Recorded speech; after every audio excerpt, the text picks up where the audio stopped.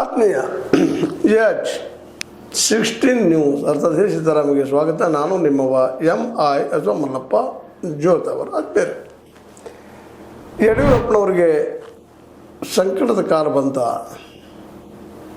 ಮತ್ತೆ ಹೈಕಮಾಂಡ್ ಅವರನ್ನು ದೂರ ಸರಿಸ್ತಾ ಅನ್ನೋ ಪ್ರಶ್ನೆ ಈಗ ಜೋರ್ದಾರಾಗಿ ಹೇಳ್ತಾ ಇದೆ.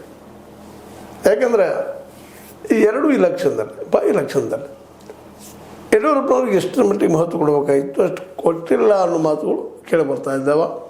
ಅವ್ರಿಗೆ ಬೇಕಾದಂಥ ಅಭ್ಯರ್ಥಿಗಳು ಟಿಕೆಟ್ ಕೊಡ್ತಾ ಇಲ್ಲ ಹೈಕಮಾಂಡ್ ಅನ್ನುವಂಥದ್ದು. ಜೊತೆಗೆ ಸಿದ್ದೇಶ್ವರ ಆಗಿರ್ಬೋದು, GM ನಮ್ಮ ಯತ್ನಾಳರಾಗಿರ್ಬೋದು, ಯಡಿಯೂರಪ್ಪರ ಕಟು ವಿರೋಧಿಗಳು. ಸಿದ್ದೇಶ್ವರ ಪತ್ನಿಯವರು ಸೋಲಿಸಿದರು ಯಡಿಯೂರಪ್ಪ ಅಥವಾ ವಿಜೇಂದ್ರ ಅವರು ಅನ್ನೋ ಕಾರಣಕ್ಕಾಗಿ ವೈರತ್ವವನ್ನು ಮಾನಸಿಕ ಬೆಳೆಸ್ಕೊಂಡು ಬಂದಂಥ ಸಿದ್ದೇಶ್ವರವರು ಈ ಸಲದ ಈ ಟಿಕೆಟ್ ಹಂಚಿಕೆಯಲ್ಲಿ ತಮ್ಮ ಒಂದು ಗುರಿ ಏನಿತ್ತು ಮುಟ್ಟಿದರ ಅನ್ನೋದು.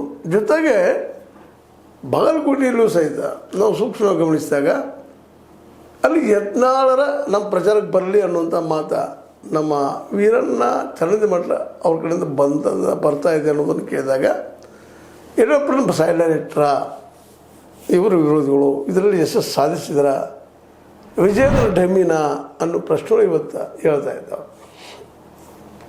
ಯಾಕೆಂದರೆ ಅದರಲ್ಲೂ ಮುಖ್ಯವಾಗಿ ದಾವಣಗೆರೆ ದಕ್ಷಿಣದಲ್ಲೇ ಶ್ರೀನಿವಾಸ್ ದಾಸಕರಿಯಪ್ಪ ಅವರಿಗೆ ಟಿಕೆಟ್ ಕೊಟ್ಟ ನಮ್ಮ ಹೈಕಮಾಂಡ್ BJP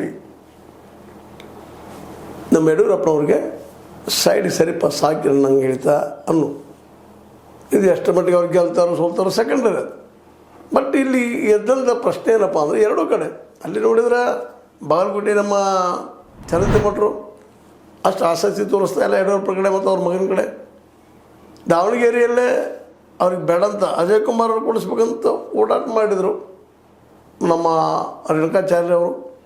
ರೇಣುಕಾಚಾರ್ಯ ಅಂದರೆ ಏನಪ್ಪ ಅವರು ಇನ್ನೊಬ್ಬರು ಯಡಿಯೂರಪ್ಪ ಅತ್ಯಂತ ಕಟ್ಟರ್ ಫಾಲೋವರ್.